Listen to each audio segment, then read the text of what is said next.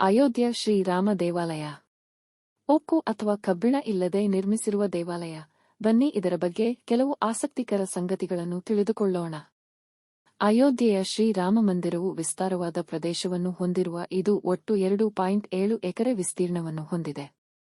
161 ಒಟ್ಟು ಎತ್ತರ, ಅದರ ಉತ್ತುಂಗವನ್ನು ಒಳಗೊಂಡಂತೆ 360 ಅಡಿ ಒಟ್ಟು ಉದ್ದ, 235 ಅಡಿ ಒಟ್ಟು ಅಗಲ, 20 ಅಡಿ ಪ್ರತಿ ಮಹಡಿಯ ಎತ್ತರ. ದೇವಾಲಯದ ಅಡಿಪಾಯವು ಗಣನೀಯ ಸಂಖ್ಯೆಯ ಸ್ತಂಭಗಳಿಂದ ಕೂಡಿದೆ. ನೆಲಮಹಡಿ 160 ಸ್ತಂಭಗಳು. ಮೊದಲ ಮಹಡಿ 132 ಸ್ತಂಭಗಳು. ಎರಡನೇ ಮಹಡಿ 74 ಸ್ತಂಭಗಳು. ಶ್ರೀರಾಮಮಂದಿರ ನಿರ್ಮಾಣದಲ್ಲಿ ಉಕ್ಕು ಅಥವಾ ಕಬ್ಬಿಣವನ್ನು ಬಳಸಲಾಗಿಲ್ಲ. ಮುಖ್ಯ ದೇವಾಲಯದ ರಚನೆಯು ರಾಜಸ್ಥಾನದಿಂದ ಬಂದ ಬನ್ಸಿ ಪಹಾರ್ಪುರ್ ಗುಲಾಬಿ ಮರಳುಗಲ್ಲುಗಳಿಂದ ಹೊಂದಿದೆ. ಗ್ರಾನೈಟ್ ಕಲ್ಲುಗಳನ್ನು ಸ್ತಂಭಗಳಲ್ಲಿ ಬಳಸಲಾಗಿದೆ. ಬಿಳಿ ಮಕ್ರಾನ ಮಾರ್ಬಲ್ ಮತ್ತು ಬಣ್ಣದ ಅಮೃತಶಿಲೆಯನ್ನು ಕೆತ್ತನೆಯ ಕೆಲಸಕ್ಕಾಗಿ ಬಳಸಲಾಗಿದೆ. ದೇವಾಲಯವು ರಾಮ ಶಿಲಾಸೈ ಎಂದು ಕರೆಯಲ್ಪಡುವ ವಿಶೇಷ ಇಟ್ಟಿಗೆಗಳನ್ನು ಕೂಡ ಒಳಗೊಂಡಿದೆ. ಅವುಗಳ ಮೇಲೆ ಶ್ರೀರಾಮ ಎಂದು ಬರೆಯಲಾಗಿದೆ.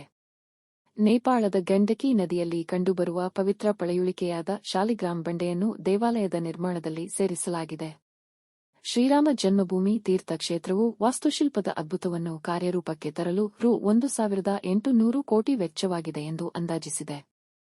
ಜೈ ಶ್ರೀರಾಮ, ಜೈ ಜೈ ಶ್ರೀರಾಮ.